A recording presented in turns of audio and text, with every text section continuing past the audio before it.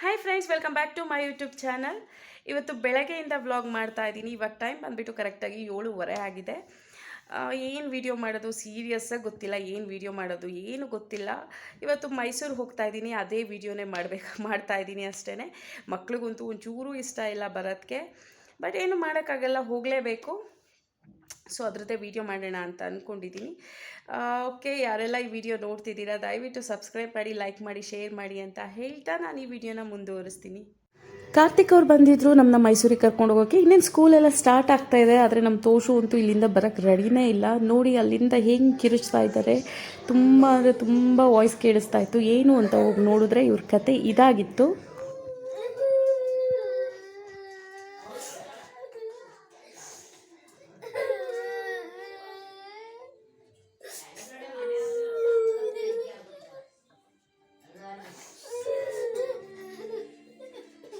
ಯಾಕೆ ಅಳ್ತಿದ್ಯಾ ಹೇಳು, ಯಾಕೆ ಅಳ್ತಿದ್ಯಾ? ನೀವು ಹೋಗ್ಬೇಕಲ್ವ, ಸ್ಕೂಲ್ ಇದೆ ಅಲ್ವಾ, ಅರ್ಥ ಮಾಡ್ಕೋಕಂದ. ಇಲ್ಲ ಬಂಗಾರಿ, ಅವಳಿಗೆ ಬೇಗ ಸ್ಟಾರ್ಟ್ ಆಗುತ್ತೆ, ನಿನಗೆ ಲೇಟ್ ಸ್ಟಾರ್ಟು. ಇಲ್ಲ ತೋಷು, ನಿನಗೆ ಲೇಟಾಗಿ ಬೇಗ ಒಕ್ಕಂಗೆ. ಹೌದು ಮಾಡಿದ್ದೆ.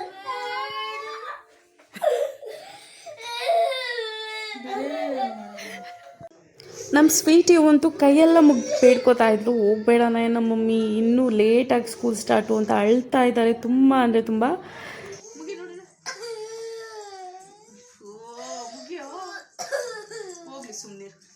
ಹೋಗ್ಲಿ ನಾಡಿದಾಗಲ್ಲ ಕಂದ, ನನ್ನ ತೆಗಿ, ಹೇಳನ್ನ ಅರ್ಥ ಮಾಡ್ಕೊಳ್ಳಿ.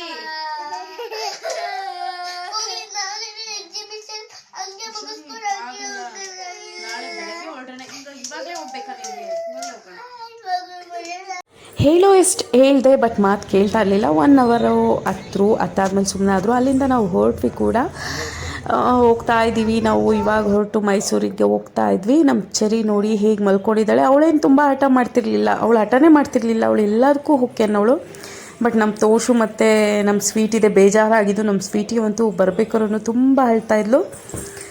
ಓಕೆ, ಏನೇ ಆದರೂ ಹೋಗಲೇಬೇಕಲ್ಲ, ಒಂದಲ್ಲ ಒಂದು ಸಲ ಸ್ಕೂಲೆಲ್ಲ ಇರೋದ್ರಿಂದ ಹೋಗಲೇಬೇಕು. ಇನ್ನು ದಸರಾ ಹಾಲಿಡೇಸ್ಗೆ ಬರ್ತಾರೆ, ಅವರೇ ಬರ್ಬೋದು, ಇಲ್ಲ ನಾವೇ ಹೋಗ್ಬೋದು, ಗೊತ್ತಿಲ್ಲ. ಇನ್ನು ಯಾವಾಗಲಿದ್ರು ದಸರಾ ಹಾಲಿಡೇಸ್ಗೆ ಮೀಟ್ ಮಾಡೋದು. ನಾವಿವಾಗ ಮಧ್ಯದಲ್ಲಿ ಸ್ಟಾಪ್ ಮಾಡಿದ್ದೀವಿ, ಕೆ ಆರ್ ನಗರದಲ್ಲಿ ಸ್ಟಾಪ್ ಮಾಡಿದ್ವಿ. ಏನಕ್ಕೆ ಅಂದರೆ ಬ್ರೇಕ್ಫಾಸ್ಟ್ ಮಾಡಿರಲಿಲ್ಲ, ಅದಕ್ಕೇ. ನಾವು ಮೈಸೂರಿಂದ ಹಾಸನಿಗೆ ಬರಲಿ, ಹಾಸನಿಂದ ಮೈಸೂರಿಗೆ ಹೋಗ್ತಾ ಇರಲಿ, ಬ್ರೇಕ್ಫಾಸ್ಟ್ ಮಾಡೋಲ್ಲ. ಯಾಕಂದರೆ ಕೆ ಆರ್ ನಗರದಲ್ಲಿ ಒಂದು ಹೋಟೆಲ್ ಇದೆ, ತುಂಬ ಅಂದರೆ ತುಂಬ ಸಖತ್ತಾಗಿರುತ್ತೆ ದೋಸೆ ಅಂತೂ. ಅದರಲ್ಲಿ ದೋಸೆ ತಿನ್ನೋಕ್ಕಂತಲೇ ಹೋಗ್ತೀವಿ. ತುಂಬ ರಶ್ ಕೂಡ ಇರುತ್ತೆ. ಆ ಹೋಟೆಲ್ ನೇಮ್ ಬಂದುಬಿಟ್ಟು ಶ್ರೀ ಹೋಟೆಲ್ ಅಂತ. ಒಂದು 10-10:30ಗೆ ಹೋಗ್ಬಿಟ್ರೆ ಹೋಟೆಲೇ ಕಂಪ್ಲೀಟ್ ಕ್ಲೋಸ್ ಮಾಡಿಬಿಟ್ಟಿರ್ತಾರೆ, ಯಾಕಂದರೆ ಅಷ್ಟು ಬೇಗ ಕ್ಲೋಸ್ ಆಗುತ್ತೆ. ಅಷ್ಟು ತುಂಬ ಅಂದರೆ ತುಂಬ ಸಖತ್ತಾಗಿರುತ್ತೆ ಟೇಸ್ಟ್ ಅಂತೂ. ಸೊ ಅಲ್ಲಿಗೆ ಹೋಗ್ತಾ ಇದ್ವಿ ದೋಸೆ ತಿನ್ನೋಣ ಅಂತ. ಬೆಣ್ಣೆಕಾಲಿ ದೋಸೆ ಅಂತೂ ಅವಸಮ್ ಇರುತ್ತೆ, ನೀವು ಒಂದ್ಸಲ ಟ್ರೈ ಮಾಡಿ. ಈ ಹೋಟ್ಲಿಗೆ ಬಂದುಬಿಟ್ಟು ತುಂಬ ಅಂದರೆ ತುಂಬ ಚೆಂದ ಇರುತ್ತೆ. ತೋಚರಿ ತಗೋ ಇನ್ನೊಂದು ಟಿಶ್ಶು. ನಾವು ಬೆಣ್ಣೆಕಾಲಿ ದೋಸೆ ತೊಗೊಂಡಿದ್ವಿ. ತುಂಬ ಅಂದರೆ ತುಂಬ ಸಖತ್ತಾಗಿರುತ್ತೆ ಬೆಣ್ಣೆಕಾಲಿ ದೋಸೆ, ತುಂಬ ಟೇಸ್ಟಿಯಾಗಿರುತ್ತೆ ಮತ್ತು ತುಂಬ ಸಿಂಪಲ್ಲಾಗೂ ಇರುತ್ತೆ. ಒಂದು ಕಡೆ ಚಟ್ನಿ ಹಾಕ್ತಾರೆ, ಒಂದು ಕಡೆ ಆಲೂಗಡ್ಡೆ ಪಲ್ಯ ಹಾಕ್ತಾರೆ, ಅಷ್ಟೇ. ಸಖತ್ ಅಂದರೆ ಸಖತ್ ಟೇಸ್ಟ್ ಆಗಿರುತ್ತೆ. ಹೊಟ್ಟೆ ಹಸಿ ಇದ್ದಿದ್ದರಿಂದ ಎಲ್ಲರೂ ಚೆನ್ನಾಗಿ ತಿಂತಾಯಿದ್ವಿ. ಸರಿ, ಇನ್ನೇ ನಮ್ಮದೆಲ್ಲ ತಿಂದಾಯಿತು. ಅಲ್ಲಿಂದ ಹೊರಟ್ವಿ ಕೂಡ ಮೈಸೂರಿಗೆ. ಮತ್ತೆ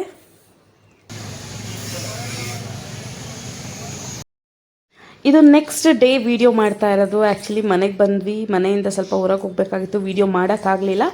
ನೆಕ್ಸ್ಟ್ ಡೇ ಮಾರ್ನಿಂಗ್ ವೀಡಿಯೋ ಮಾಡ್ತಾ ಇರೋದು ಇದನ್ನು. ಮಾರ್ನಿಂಗ್ ಏನು ಮಾಡೋಣ ಅಂದ್ಕೊಂಡಿದ್ದೀನಿ ಅಂದರೆ ಬೀಟ್ರೋಟ್ ಮತ್ತು ಕ್ಯಾರೆಟ್ ಜ್ಯೂಸ್ ಮಾಡೋಣ ಅಂತ ಹೇಳಿ ಇಲ್ಲಿ ತೆಗೆದುಕೊಂಡಿದ್ದೀನಿ. ಇದು BP ಗೆ ಮತ್ತು ಶುಗರ್ಗೆ ಇಂಥದ್ಗೆಲ್ಲ ಹಾರ್ಟಿಗೆಲ್ಲ ತುಂಬ ಒಳ್ಳೆಯದಂತೆ. ಸೊ ಇದನ್ನು ರೆಗ್ಯುಲರಾಗಿ ಕುಡಿಬೇಕು ಅಂತ ಅಂದ್ಕೊಂಡಿದ್ದೀನಿ. ಎಲ್ಲಿವರೆಗೂ ಕುಡಿತೀನೋ ಏನೋ ಗೊತ್ತಿಲ್ಲ, ಬಟ್ ಇದು ಬ್ಲಡ್ಗೆಲ್ಲ ತುಂಬ ಒಳ್ಳೆಯದು, ನಮ್ಮ ಬ್ಲಡ್ನೆಲ್ಲ ಕ್ಲೀನ್ ಮಾಡುತ್ತೆ. ಸೊ ಎಲ್ಲ ರೀತಿಯೂ ಒಳ್ಳೆಯದು ಅನ್ನೋದಕ್ಕೋಸ್ಕರ ಕುಡಿಬೇಕು ಅಂತ ಅಂದ್ಕೊಂಡಿದ್ದೀನಿ. ಓಕೆ, ಇವಾಗ ಹೇಗೆ ಮಾಡೋದು ಅಂತ ತೋರಿಸ್ತೀನಿ ಬನ್ನಿ. ನಾನಿಲ್ಲಿ ಬೀಟ್ರೂಟ್ ಮತ್ತು ಕ್ಯಾರೆಟ್ ಸಿಪ್ಪೆ ಎಲ್ಲ ತೆಕ್ಕೊಂಡು ನೀಟಾಗಿ ವಾಶ್ ಮಾಡಿ ಇಟ್ಕೊಂಡಿದ್ದೀನಿ. ಸ್ವಲ್ಪ ಚಿಕ್ಕ ಚಿಕ್ಕದಾಗಿ ಕಟ್ ಮಾಡಿಕೊಂಡು ಬ್ಲೆಂಡರ್ಗೆ ಹಾಕ್ಕೊಳ್ತೀನಿ.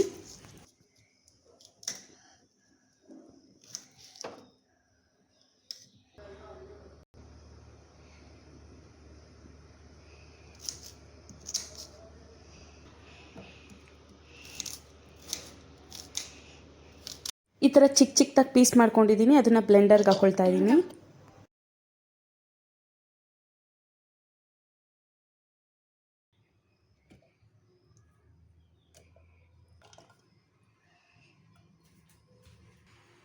ಆಮೇಲೆ ಒಂದು 2 ಎಲೆ 3 ಎಲೆ ಪುದೀನ ಹಾಕೋತಾ ಇದ್ದೀನಿ, ಜಸ್ಟ್ ಫ್ಲೇವರ್ಗೋಸ್ಕರ, ತುಂಬ ಚೆನ್ನಾಗಾಗುತ್ತೆ ಅಂತ.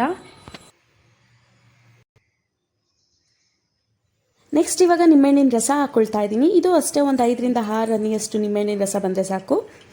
ಇದು ಕೂಡ ನಮ್ಮ ಆರೋಗ್ಯಕ್ಕೆ ತುಂಬ ಒಳ್ಳೆಯದಾಗಿರೋದ್ರಿಂದ ಇದನ್ನು ಹಾಕೋತಾ ಇದ್ದೀನಿ. ಸಾಕು. ನೆಕ್ಸ್ಟ್ ಬಂದುಬಿಟ್ಟು ಒಂದು ಸ್ವಲ್ಪ ಶುಂಠಿ ಹಾಕ್ಕೊಳ್ತಾ ಇದ್ದೀನಿ. ತುಂಬ ಹಾಕ್ಕೊಳ್ಳೋಕೆ ಹೋಗಬಾರ್ದು, ಸ್ವಲ್ಪ ಹಾಕ್ಕೋಬೇಕು. ಇದು ಕೂಡ ನಮ್ಮ ಆರೋಗ್ಯ ದೃಷ್ಟಿಯಿಂದ ಹಾಕ್ಕೊಳ್ತಾ ಇದ್ದೀನಿ. ಇದು ಕೂಡ ತುಂಬ ಅಂದರೆ ತುಂಬ ಒಳ್ಳೆ ಮೆಡಿಸನ್ ನಮಗೆ. ಇಷ್ಟನ್ನು ಸೇರಿಸ್ಕೊಂಡು ಬ್ಲೆಂಡರಲ್ಲಿ ಬ್ಲೆಂಡ್ ಮಾಡ್ಕೊತಾ ಇದ್ದೀನಿ. ಅದಕ್ಕೆ ಒಂದು ಸ್ವಲ್ಪ ನೀರು ಸೇರಿಸ್ಕೊತಾ ಇದ್ದೀನಿ. ಎಷ್ಟು ಬೇಕು ಅಷ್ಟು ಸೇರಿಸ್ಕೊಬೋದು, ಬಟ್ ತುಂಬ ತಿಕ್ಕಾಗಾದರೆ ಚೆನ್ನಾಗಾಗಲ್ಲ ಜ್ಯೂಸು. ಕುಡಿಯೋಂಗಿರಬೇಕು. ಅಷ್ಟು ನಿಮಗೆ ಯಾವ ರೀತಿ ಬೇಕೋ ಆ ರೀತಿ ಮಾಡ್ಕೊಳ್ಬೋದು. ಬೀಟ್ರೂಟ್ ಜ್ಯೂಸ್ ರೆಡಿ ಆಯಿತು. ಇವಾಗ ಹೆಲ್ದಿ ಆಗಿರುತ್ತೆ, ತುಂಬ ಒಳ್ಳೆಯದು ಅಂತ ಹೇಳಿ ರೆಗ್ಯುಲರಾಗಿ ಯೂಸ್ ಮಾಡಬೇಕು ಅಂದ್ಕೊಂಡೆ. ನನಗೆ ಸ್ವಲ್ಪ ತಿಕ್ ಅನ್ನಿಸ್ತು. ಆಮೇಲೆ ಬೇಕಾದ್ರೆ ನೀರು ಹಾಕ್ಕೊಳ್ಳಿ, ನಿಮಗೆ ಯಾವ ರೀತಿ ಬೇಕೋ ಆ ರೀತಿ ಮಾಡ್ಕೊಳ್ಳಿ. ಚೆನ್ನಾಗಿತ್ತು ಅಂತಲೇ ಹೇಳ್ಬೋದು. ತುಂಬ ಟೇಸ್ಟಿಯಾಗೂ ಇರುತ್ತೆ ಅಂತ ಹೇಳಿದ್ದಾರೆ, ಬಟ್ ನಾನು ಫಸ್ಟ್ ಟೈಮ್ ತಿಂತಿರೋದು, ನನಗೂ ಗೊತ್ತಿಲ್ಲ. ಇವಾಗ ನಾನು ಕುಡಿದು ನೋಡಬೇಕು ಹೇಗಿರುತ್ತೆ ಏನು ಅಂತ.